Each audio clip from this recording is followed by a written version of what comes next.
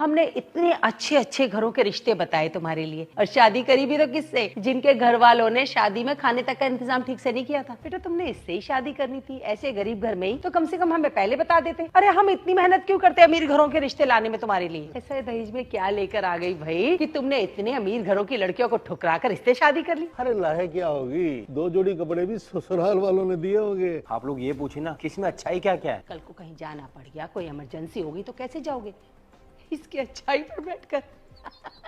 आप लोगों को जानना है ना कि दहेज में क्या लेकर आई। एक बाप ने अपनी सबसे कीमती चीज मुझे दे दिया, अपनी प्यारी बेटी। एक भाई ने अपनी कमजोरी, और एक बहन ने अपनी परछाई, और एक माँ जो दुनिया में सब कुछ दे सकती है लेकिन अपनी औलाद नहीं, मुझे अपनी गुड़िया सी प्यारी सी बेटी दे दी। अरे इतना सब कुछ तो मुझे मिल गया, अगर अब बारी देने की है ना तो वो मेरी है। मेरा फर्ज बनता है कि मैं इसको इज्जत, प्यार और दुनिया की हर एक खुशी दूं। और क्या कह रहे थे आप लोग, ये कार नहीं लेकर आई। अरे कल को मैं घर में बीमार हो गया तो कार मेरा ख्याल रखेगी या ये मेरा ख्याल रखेगी। अरे जिंदगी मुझे इसके साथ बितानी है, ना कि उस कार के साथ। मेरी ना ये सारी चीजें पुरानी हो गई हैं। सोच रही हूँ काम वाली को दे दूँ। और अभी नवरात्रि और दिवाली तो आ ही रहा है, उसमें मैं नया ले लूंगी। पर दीदी ये सारे सामान आपने 4 महीने पहले ही तो लिए हैं। ये गरीब जैसी बातें मेरे से ना किया करो। अच्छा दीदी, इनमें से जो सामान आपको नहीं चाहिए मुझे दे दो, मैं रख लूंगी। तुम पागल हो क्या? गरीबों को दान करने से पुण्य मिलता है, मैं तुम्हें क्यों दूंगी भला।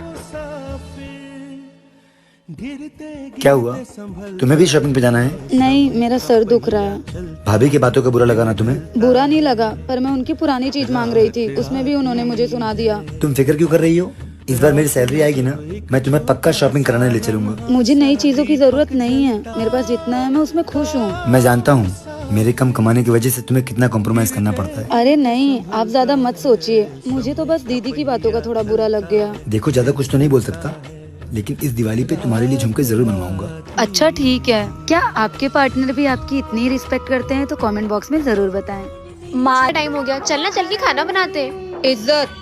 जेठानी जी रात के 8 बज चुके हैं, चलिए ना चल के खाना बना लेते हैं हम दोनों। अभी मेरा सीरियल चल रहा है तो मैं कुछ नहीं करूँगी। एक काम कर, तू जाके अकेले खाना बना ले। दीदी तू मेरे कुछ ज्यादा फायदा नहीं उठा रही है, सारा काम मुझसे अकेले ही करवाती है। अच्छा ज्यादा बोल रही है, याद दिलाऊं तुझे इसलिए इस घर में शादी करवाई है तेरी। ए दीदी मैं तेरे पैर पड़ती हूँ, मैं तेरे सामने हाथ जोड़ती हूँ, प्लीज ना वो तेरे देवर से मेरी शादी करवा दे। तू पागल हो गई है क्या? कैसी बात कर रही है? मेरे देवर के पीछे बहुत सुंदर सुंदर लड़कियां पड़ी हैं, वो भी बड़े खानदान वाली। यार दीदी मुझ में क्या कमी है, मैं भी तो देख कितनी सुंदर हूँ। इसलिए तो नहीं करवानी है, शादी हो जाएगी तो एक काम नहीं करेगी, सारा काम मुझे करना पड़ेगा।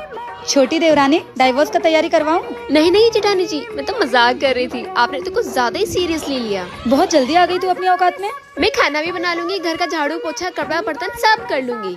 चल जा अब यहाँ से। आई बड़ी जेठानी। माँ जी मुझे आपसे कुछ बात करनी है। हाँ बोलो। अगर आप चाहती हैं ना सच में कि आपके बेटे का घर बसा रहे, और अगर आप चाहती हैं कि आपका बेटा हमेशा खुश रहे, तो आप ये घर छोड़कर चली जाइए, क्योंकि मैं आपके साथ अब और एडजस्ट नहीं कर सकती हूँ।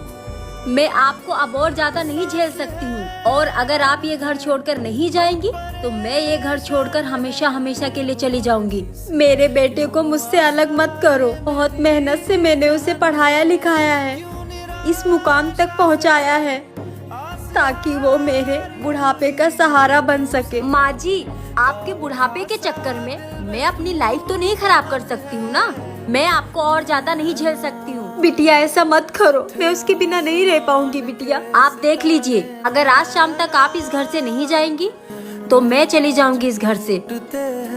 आपके पास ये वाला कड़ा कैसे आया? वो मुझे ये बहुत अच्छा लगा था ना, इसलिए मैंने इसे खरीद लिया। लेकिन जब हमने आपको बोला दिलाने के लिए तो आपने बोला हमारे पास पैसे नहीं है। हाँ वो मेरे पास थोड़े से पैसे बचे हुए थे तो मैंने ले लिया।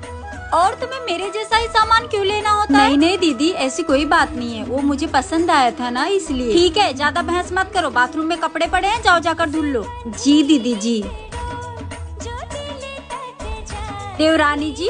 जी दीदी। एक बात बताओ, तुमने इतनी सारी शॉपिंग कब कर ली? वो दीदी जब आप मुझे जूस पीने के लिए छोड़कर गई थी तब मैंने ये सारी शॉपिंग कर ली थी।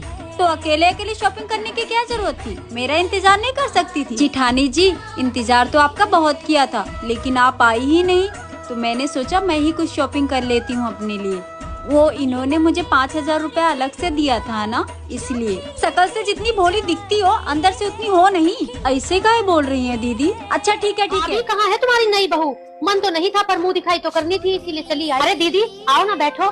बहू जरा बाहर आओ बेटा, तुम्हारी बुआ सास आई है। अरे बस बस रहने दे, ले पकड़ तेरी मुंह दिखाई।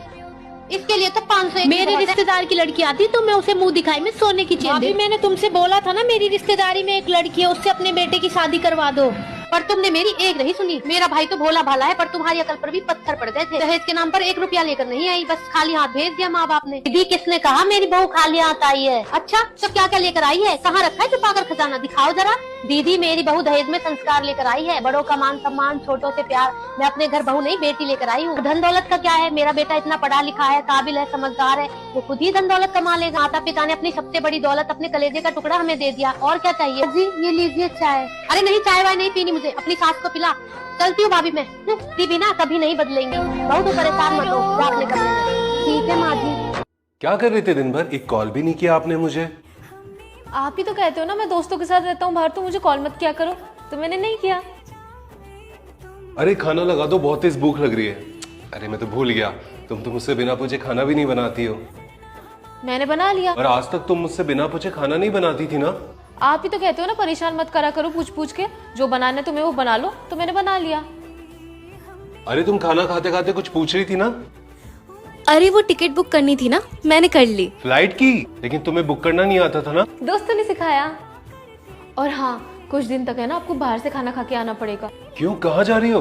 वो क्या है ना, मम्मी के बहुत दिनों से तबीयत खराब हो रही थी, तो सोच रही थी थोड़े दिन उनके पास में रुक जाऊं। ठीक है, सुबह ऑफिस जाते टाइम तुमको ड्रॉप कर दूंगा। अरे नहीं, वो कैब को मैंने ना स्केड्यूल लगा दिया है, वो सुबह मुझे लेने आ जाएगा। लेकिन हमेशा तो मैं आपको ड्रॉप करता था ना। वो आपने एक दिन फंक्शन में मुझे कहा था ना खुद से कैब बुक करके चली जाया करो, तो बस जिस दिन मैं सारे काम खुद से करने लग जाऊंगी ना, देख लेना उस दिन सबसे ज्यादा प्रॉब्लम आपको होगी। दिमाग मत खराब कर, चल जा।